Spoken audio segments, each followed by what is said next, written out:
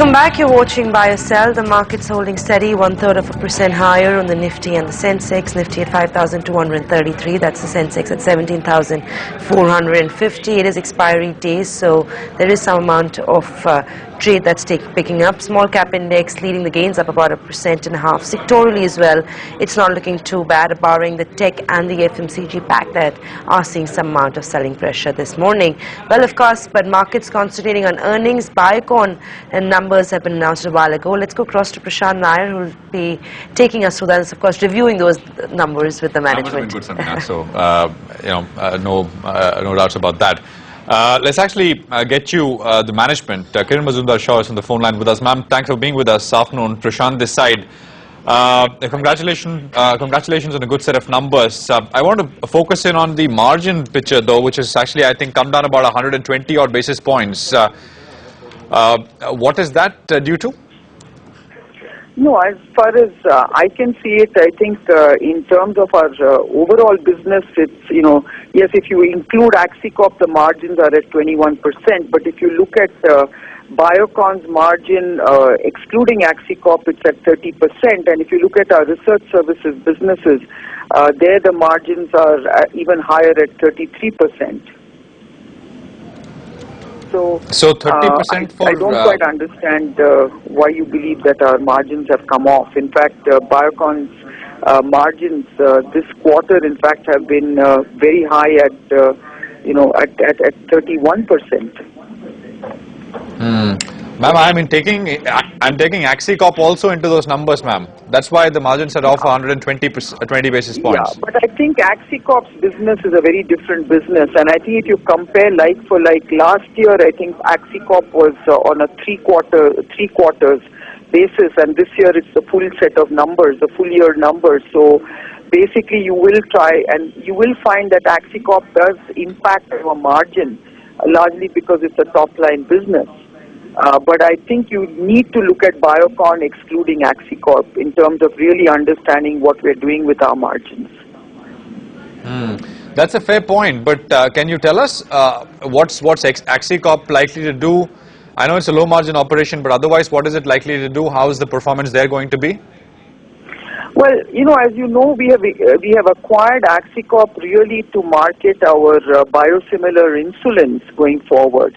And that is in the registration process. So we are in the process of starting phase 3 clinical trials this fiscal. And, once the insulins start getting introduced into European markets, of course, it's going to have a dramatic impact on margins.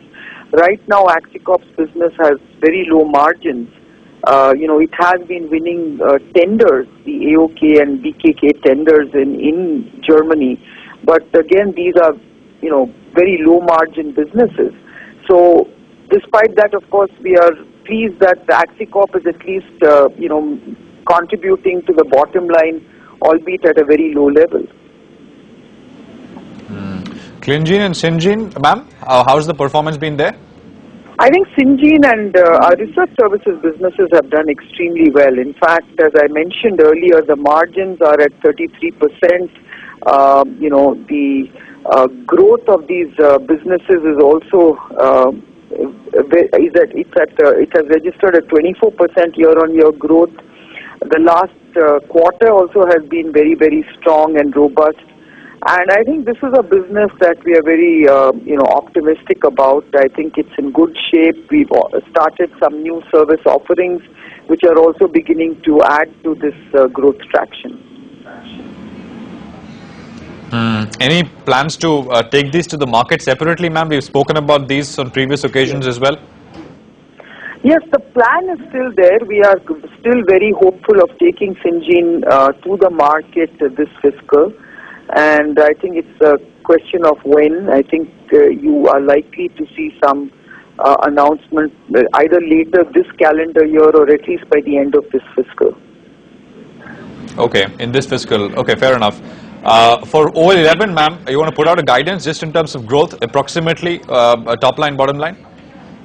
Well, we don't provide guidance, but all I can say is that, we do expect to, continue this growth momentum that we are seeing today. and I hope that we will be able to grow at least at 20% levels in terms of both the top line, and we will try and see if we can maintain that at the bottom line levels. All right, fair enough. Ma'am, good luck with those plans. Appreciate your time here on Profit as always. Every quarter, hope to see a lot more of you. Well, that's Biocon for you, 20% growth. At least that's what they're aiming for the full business for F5411. Sabina. Thanks, Prashant, for that. So that was, of course, the management of Biocon chatting with Prashant about the results for the quarter. Well, stay with us. We're back after a quick commercial break, where we've got lots more lined up for you, a lot more stock queries. So we'll be back.